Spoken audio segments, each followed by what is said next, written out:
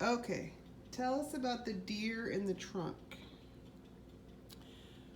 Well, a friend of mine and I were down in Gordon, Nebraska, probably on a Saturday night, and as we often did, cruised the streets looking for lovely ladies, and we, for some reason, we're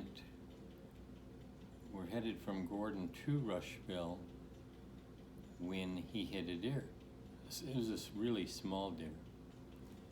And we get out and hear the deer lay. It was not moving. So nobody was around. We tossed it in the trunk of the car.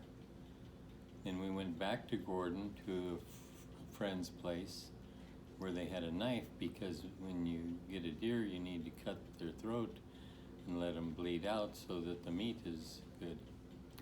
So we got the knife, and then we drove out north of Gordon to a discreet location.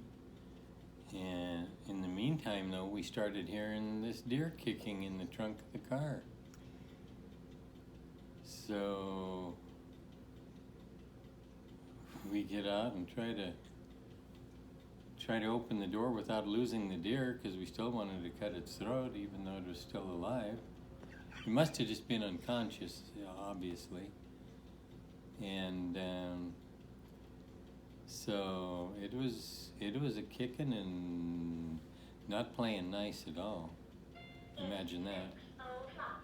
Anyway, so finally we got a hold of it and got it out and got its throat cut, and let it lay in this area where it wouldn't be found until we were ready to leave town and go back home.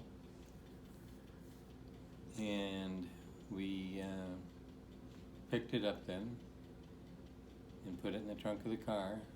Of course, we had been indulging in alcoholic beverages that night.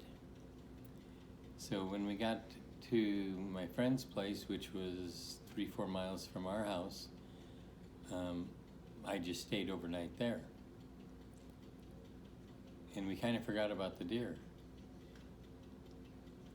So the next morning when we got up and thought about it and went out to the car, that deer was already smelling pretty bad. So the deer ended up being coyote bait. And that's pretty much the end of that story. Did you shoot any coyotes? No.